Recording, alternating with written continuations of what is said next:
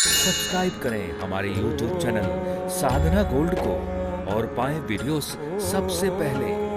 Bell icon दबाना ना भूलें। दुनिया का सबसे बड़ा पाप और आपके पूरे के पूरे पुण्यों का हाश जो कर देता है वो है झूठा खाना और झूठा खिलाना। पुण्यों का हाश होता है उससे, पुण्यों का नाश होता है उससे, झूठा खाना और झूठा खिलाना। अगर आप अपने जीवन में अपने कमाए हुए पुण्यों को खत्म नहीं करना चाहते तो जीवन में न कभी झूठा खाइए न झूठा खिलाइए, कभी ऐसा मत कीजिएगा। और आप रोज ये कर रहे हैं। अब तो आप इतने एडवांस हो गए हैं कि आपके पास एक फ्रूट की बड़ी सी प्लेट है, ड्राई फ्रूट्स की, और आप वही किसी को परोसते हैं, फिर वो चला जाता है, फिर उसको बंद करते हैं, फिर वही किसी को परोसते हैं। रोजाना आप लोगों को झूठा खिला रहे हैं।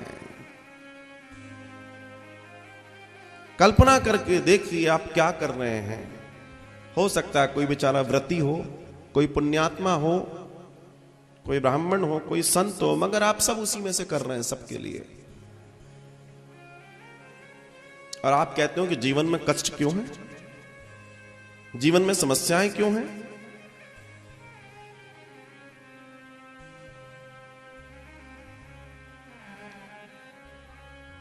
लेकिन ये अंदर की बात है, सब समझ रहे हैं। गड़बड़ कहां हो रही है? आहार शुद्धि अगर नहीं होगी तो परमात्मा से मिलन की आप परिकल्पना छोड़ दीजिए। पूरा खेल आहार का है, क्योंकि आहार शुद्धि होगी। जब आहार शुद्ध होगा तो दूसरी प्रक्रिया में जाके तन शुद्धि की बात हो रही है।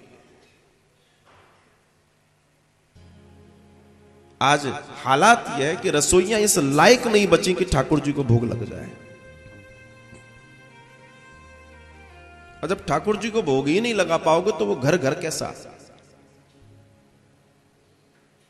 और जब तुम भोग लगा हुआ प्रसाद नहीं पा पाओगे तो जीवन में बीमारियां और दुख तो आएंगे ही आएंगे। क्योंकि उनको अगर भोग लग गया तो वो भोजन नहीं रहता, वो प्रसाद हो जाता है। अब प्रसाद में कोई विषय नहीं होते। लेकिन सबसे बड़ी बात यह है कि आज तुमने प्रासाद तो बहुत बड़े बना लिए, लेकिन उसमें प्रसाद के लिए जगह नहीं बची। प्रसाद तो तुम्हारे बहुत बड़े बड़े हो गए, 20-20, 50-50 कमरे बना लिए, बड़ी बड़ी कोठियां बना ली, लेकिन आज उसमें प्रसाद नहीं है।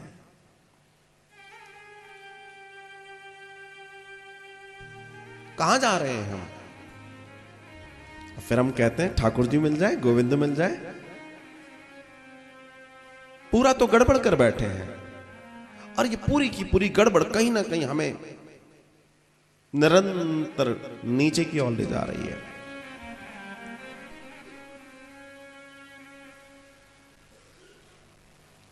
अपने चौके सुधारिए, सब सुधर जाएगा। पहली अगर आप स्थिति की बात कर रहे हैं,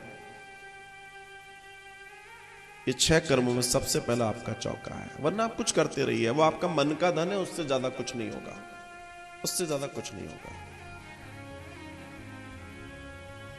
उसके बाद तन शुद्धि, दूसरा नियम नारद जी कह रहे हैं। उसके बाद बेटा तन शुद्ध रखना जरूरी है। अपने शरीर को साफ रखो, अच्छा रखो, क्योंकि आपका शरीर जितना साफ, जितना शुद्ध रहेगा, उतने आपके पोर्स, वैज्ञानिक दृष्टिकोण से कहूं तो शरीर के जो रोम छिद्र हैं वो सही रहेंगे। जब वो सही रहेंगे तो आप सही रहोगे। और तीसरा, आपका आहार शुद्ध अगर है, तन शुद्ध अगर है, तो तीसरा नियम है मन की शुद्धि। मन शुद्ध होना बहुत जरूरी है। आपका मन, क्योंकि खेल पूरा मन से होता है। मन डिपेंड है तन और आहार पर। आप खा लो शाम को गरिष्ठ भोजन, तेज मिर्च मसाले का, और सो के बता दो ढंग से, आप नहीं सो पाओगे, क्योंकि वो गरिष्ठ है, वो आपको तकलीफ देगा। ये पूजा की विधि है। आप सोच रहे होंगे कि ये भोजन की चर्चा में भगवान, क्योंकि अगर आपने यही सही नहीं किया तो क्या पूजा कर पाओगे, क्या अर्चना कर पाओगे, क्या कथा में बहुत सारी चीजें से रिलेट करती हैं। भगवान ने जब अष्टांग योग की चर्चा की है तो अष्टांग योग में उन्होंने प्राणायाम की बात की है। प्राणायाम जो समाधि तक की यात्रा है उसमें प्राणायाम चौथे नंबर पर है। प्राणायाम कितने लोग हैं जो लोग प्राणायाम करते हैं, हाथ पैर हिलाते हैं? नहीं, अरे साहब ये नहीं होता, बाकी सब करा लो। क्यों कहा भगवान ने? इसलिए कहा कि कल को तुम्हारी इच्छा है कि हम कथा में, भजन में, पूजा में आदि इत्यादि में आलती पालती मार के बैठ पाए, वो तभी संभव होगा जब जीवन में तुम्हारे प्राणायाम होगा।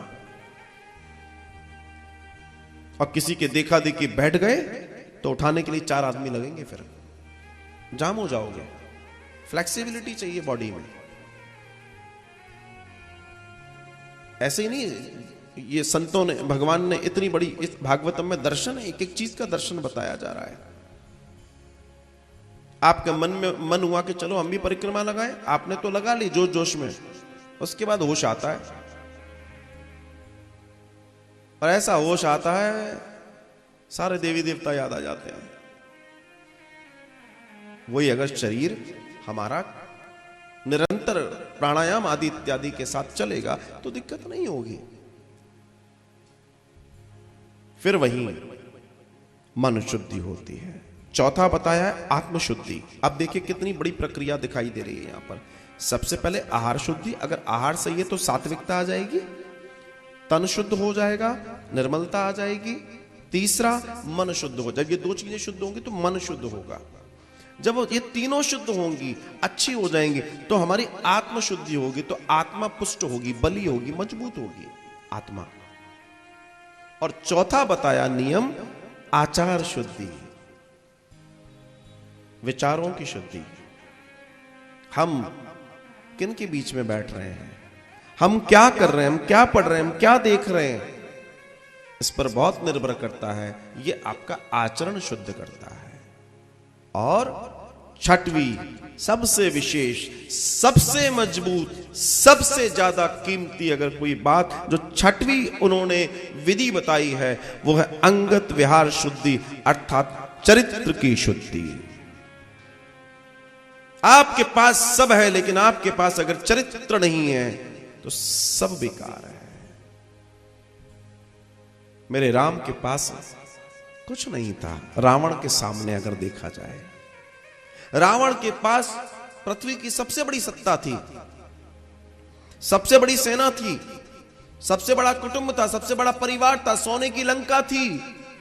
राम जी पर्ण कुटीर में रह रहे थे, बंदर भालुओं की सेना थी, राज्य भी नहीं था, वनवासी थे। कई स्थितियां परिस्थितियां उनके विरोध में थी, लेकिन एक बात मेरे राम जी के पास थी, वो था मेरे राम का चरित्र।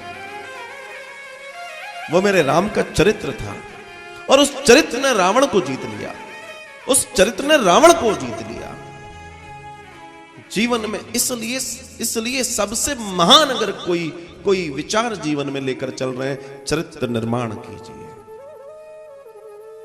चरित्र निर्माण कीजिए। विवेकानंद जी ने बड़े प्रेम से कहा चरित्र का निर्माण करो।